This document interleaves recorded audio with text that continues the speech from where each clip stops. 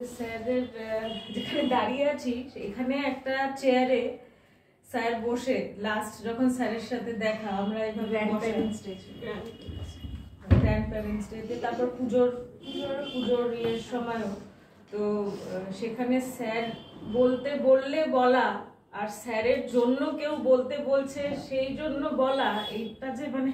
কখনো তো বোঝা যায় না কারোর সাথে দেখা হলে যে আজকে এই লোকটাকে লাস্ট দেখলাম এটা খুবই একটা শকিং খবর। আর স্যাডলি স্যারের শরীর খারাপের এই যে সেসব অত একটা আমরা জানতাম না, তো সুতরাং ওই লাস্ট ওটাই মনে আছে যে দেখা হয়েছিল স্কুলের প্রোগ্রামে, তারপর হঠাৎ করে মেসেজ পাওয়া যে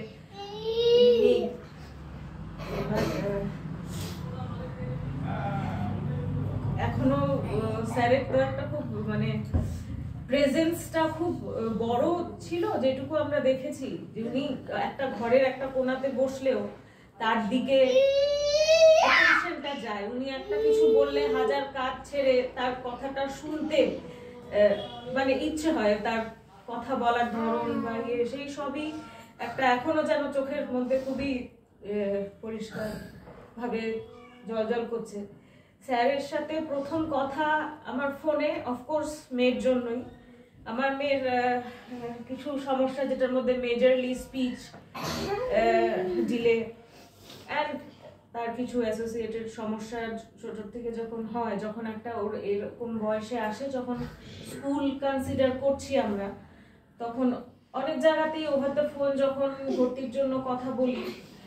এই কথাটা হয়তো আগেও বলেছি, ভবিষ্যতে স্যারের বিষয়ে কখনো কথা বলার সুযোগ হলে কথাটা আমি বারবার মেনশন করব। সেটা হচ্ছে যে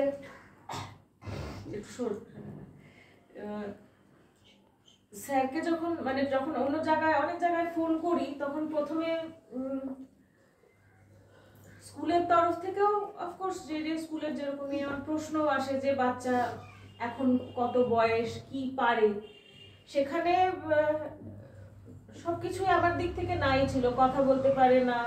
এই ট্রেন্ড কিনা, এই রাইমস জানে কিনা, লেখাপড়া মানে এবিসিডি বলতে পারে কিনা, তখনও স্পিচ ছিল না, তো সেই জন্য তখন একটু না তাহলে তো মুশকিল পিয়ার্সদের সাথে। এবার যখন দুটো তিনটে চারটে জায়গা থেকে এই কথাটা শোনা যায়, যখন মা তো একটা শুরু হয় যে তাহলে কি ওকে কোথায় দেব, ওয়ের উইল শি বিলং,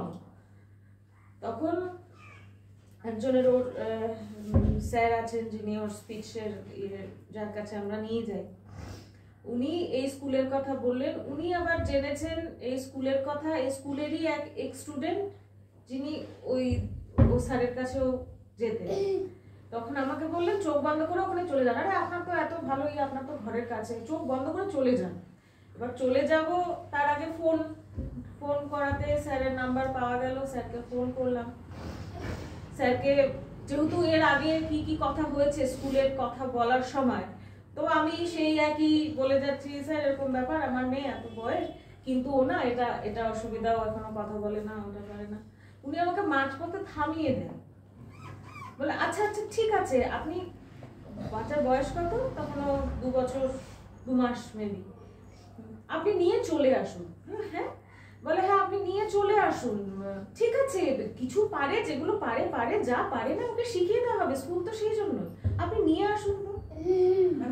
ওটা আমার কাছে একটা তখন সেই সময় যখন একটু ডিজেক্টেড ফিলিং চলে আসে,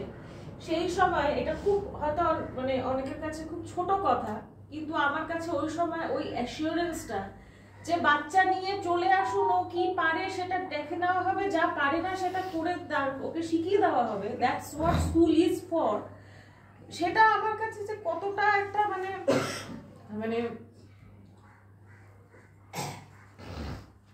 সরি, এটা কতটা আমাকে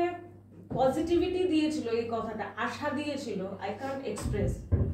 তো তারপরে এই 2.5 বছরে হয়তো স্যারের সাথে 10-এর বেশি হয়তো দেখা হয়নি, যত সামান্য কথা হয়েছে, but every time I saw হিম,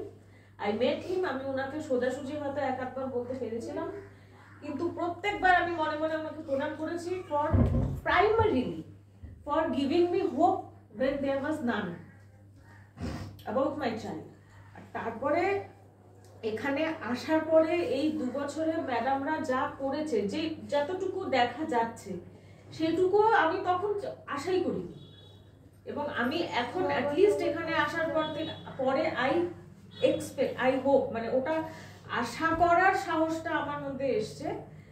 যে আমি এখন কখন ভাবি যে she will be all right. এখনো যা যা ও পারছে না, ও যেখানে ছিল সেখান থেকে যদি ও এতটা এসছে, ম্যামরা যতদিন আছে, ওর সাথে যদি আছে, আমাদের সাথে যদি আছে, তাহলে যেখান থেকে আজ যেটুকু এসছে, বাকি যেটুকু বাকি আছে ম্যামেদের হাত ধরে ওকে আমরা নিয়ে যেতে পারবো। তো সেই জন্য his impact on my life, my child's life, পুরো পরিবারের তরফ থেকে আমরা বলতে পারি হ্যাজ বিন ইমেন্স। একটা অনেক সময় হয়তো স্যারও কোনোদিন রিয়েলাইজ করেননি যে ওনার কিছু ছোট কথা কারোর জন্য লাইফ চেঞ্জিং হয়ে গেছিল। আর তবে হ্যাঁ, দুঃখ এখানে যে উনাকে আরেকটু বেশি সময় ধরে যদি পেতাম, আমরা অতটা ফরচুনেট নই আপনাদের সবার মতো, আমরা খুব সীমিত সময় ওনাকে পেয়েছি। আর আরো একটু কষ্ট বেশি এই জন্য যে আমাদের বাচ্চারা they are deprived of that opportunity to meet a person of such magnitude. ওরা ওদের স্মৃতিতে যে থাকবে না এই লোকটার বিষয়, এটা ওদের দুর্ভাগ্য। Thank you.